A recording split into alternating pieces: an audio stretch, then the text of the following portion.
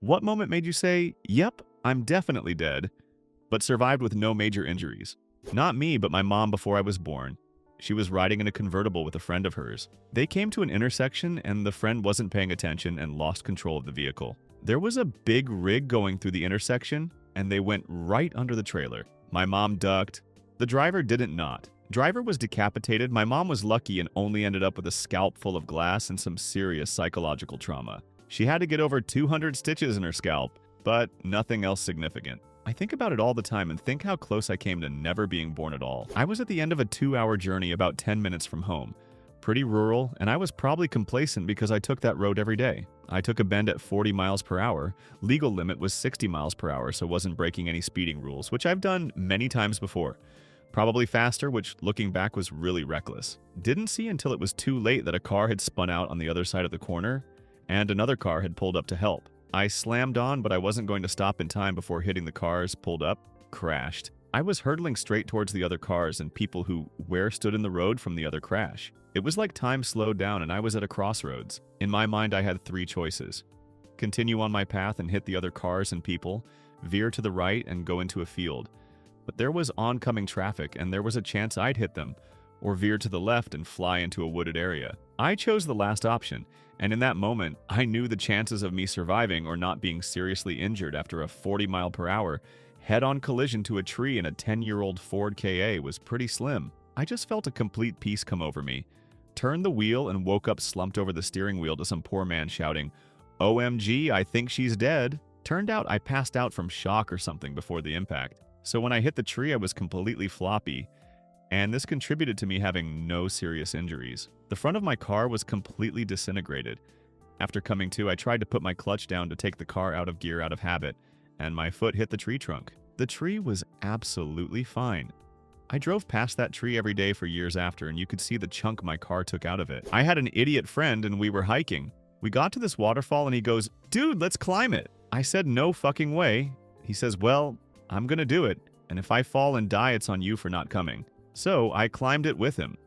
Got stuck halfway up on a slick-ass rock, pinched a nerve in my shoulder so my right arm was useless. I thought I was certain to slip off the rock to my doom, but we managed to get me unstuck. That was the beginning of the end for that friendship. Wife was pregnant and we went away for the weekend to house we rented in the mountains. Second day, she went to bed early and I stayed up drawing. At 3 a.m., she comes downstairs and says she's in a world of pain and is worried about baby.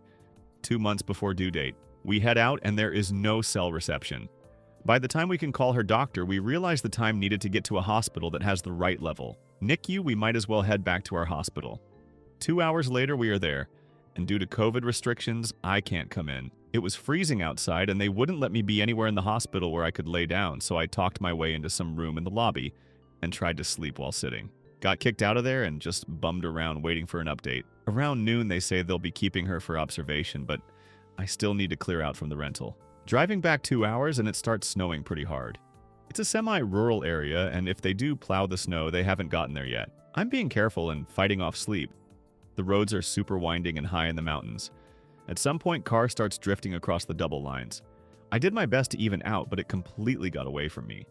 Slide through the opposite lane and continue to the shoulder. I see the ledge and realize if the car doesn't stop, I'll plummet to my death. Have a brief moment where I think about my daughter and the kid in my wife's belly I haven't met yet. Felt like a stab in my heart, and that second go off the road completely. Fortunately, there was enough snow in the space between the ledge to trap my car. I passed out in the crash, but luckily a couple was a minute or two behind me, and their honking snapped me out of it. They pulled me out of the car and went to get help. No service on the mountain. A couple of other people stopped, including a guy who had a big pickup. We dug the car out some and rigged the rope so he was able to pull me out. Despite COVID, I had to be physically removed from both these guys because I was hugging them so tight. I was able to make it back to the hospital without anyone knowing. Told them after the kid was born.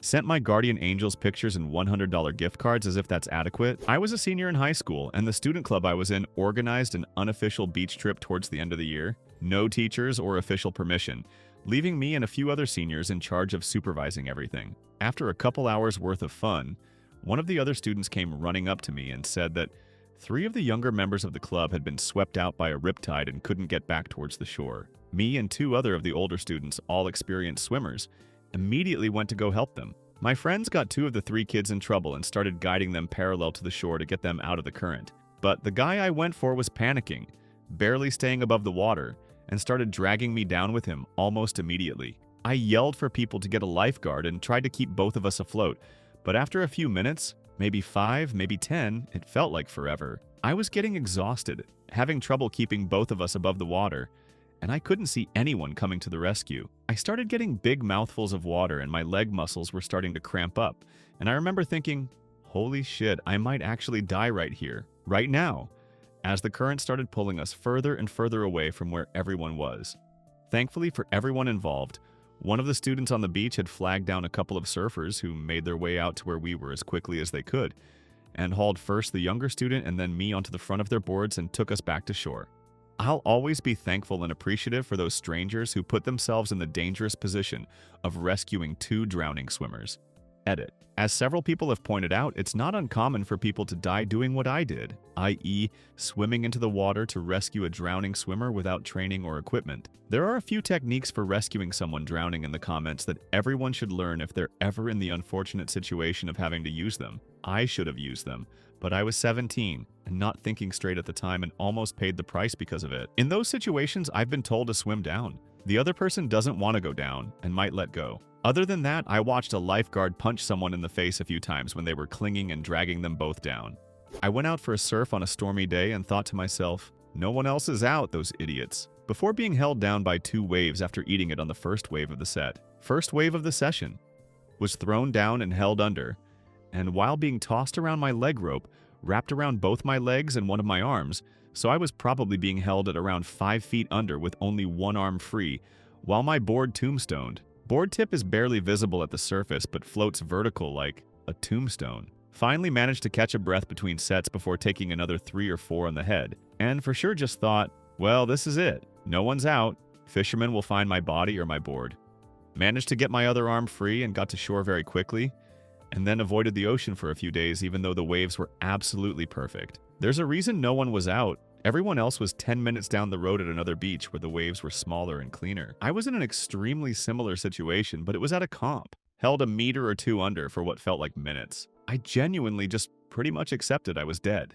When I was a kid, I was playing hide and seek with my siblings and I got the brilliant idea to hide in the trunk of the car. I meant to leave the trunk barely open so that it didn't latch, but accidentally closed it too far and it latched. Mind you, this was before they put handles in cars to open trunks from the inside, so I was legitimately stuck. It was almost completely dark, so I started seriously freaking out and I thought I was going to die. So I started yelling for help as loud as I could and was kicking at the back seat thinking maybe I could break the latch that keeps the seat from folding. I was probably only in there for about 5 minutes before someone heard me and let me out, but it felt like an eternity. To this day, I firmly believe it was because of this incident that I developed some minor claustrophobia. I still have serious fears about being in small, cramped, and dark areas. I have a friend whose brother died in the trunk of the car playing hide and seek. It got too hot and he couldn't get out. So sad. I'm glad you made it. Boyfriend finally woke me up shortly after we had fallen asleep in a small upstairs bedroom that had a smoldering fire. After we collapsed on the floor and couldn't find the door that was not even 5 feet away, we kept hitting walls and corners and started to not comprehend anything. After feeling like I was baking in an oven, I laid my head down on the floor thinking I'd never see my son again, and how sad it was to die. It felt like eternity and felt very lonely. My boyfriend somehow found his phone on the floor, called 911. Fire department showed up in what felt like 2 seconds, but couldn't break down the front door. They shined the flashlight up to window so he could kick out the AC unit, which he did. They finally came upstairs and we crawled to them and they took us straight to the burn unit. Since they didn't know what shape we were in, I'm pretty sure the entire hospital toured through our room since they've never seen anyone make it out and look the way we did at it. Holy smokes. I appreciate the love from everyone. I could read and reply all night. I'd totally do an AMA LOL. I can't wait for my partner to get home so I can show him this. Thanks, guys. I'm not sure anyone will see this, but if you ever find yourself in a smoke-filled room and can't find a way out, put your hand on a wall and follow it. Eventually, you'll get to the door. You can brute force any kind of maze with this. It's what firefighters are trained to do if they get lost. I ate one of those Brock's oval-shaped hard candies, think they were called sparklets, at home alone when I was 6. Got stuck in my throat. I stood there in shock for a few seconds as I started to realize I couldn't breathe. I ran crazily around the room and ended up colliding hard into the back of the couch, which caused the candy to go flying out. Best accidental Heimlich ever. My brother had a full blockage from a sour warhead at about 9 years of age. I was the only other one home, on the computer. He bursts in with a purple face, gestures wildly at his throat, and then continues his panic circuit around the house. Chased him down, threw him chest first against the kitchen sink, and struck him as hard as I could across the back. Candy went flying out, and I released the breath I didn't realize I was holding. What I did in panic was actually close to textbook first aid for a choking victim. One of my most surreal experiences of my life, I had a lot of weird ones around this time, was riding my bike on the sidewalk next to an extremely busy road at night. I hit something on the sidewalk, I don't know what, and tumbled sideways into the street. As I fell, I saw the road light up from headlights from a car behind me, and when I hit the asphalt, I just laid there because I knew I couldn't get out of the way in time. After a second or so, I wasn't dead, so I looked around and the street was empty. It wasn't empty when I fell. There were cars going in both directions. That was 20 plus years ago, and I'm still not entirely convinced that I didn't die.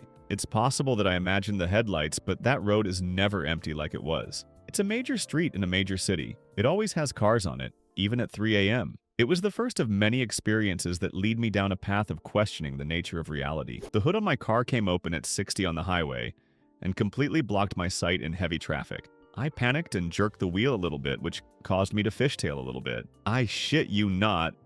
My driver's education teacher's words from 5 years prior rang in my head to lean down and look through the space at the bottom of the hood. I pulled over and used some wire I found in the trunk to keep the hood closed.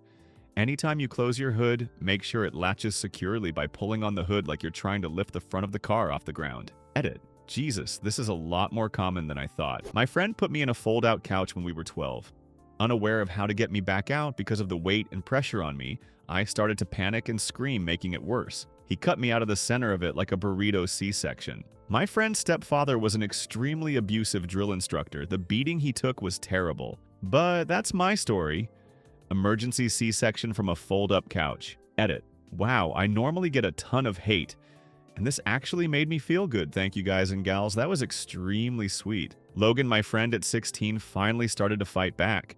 In the first fight he won, he was immediately kicked out. He lived with me and my family for years until he got himself stable on his own. That was 21 years ago.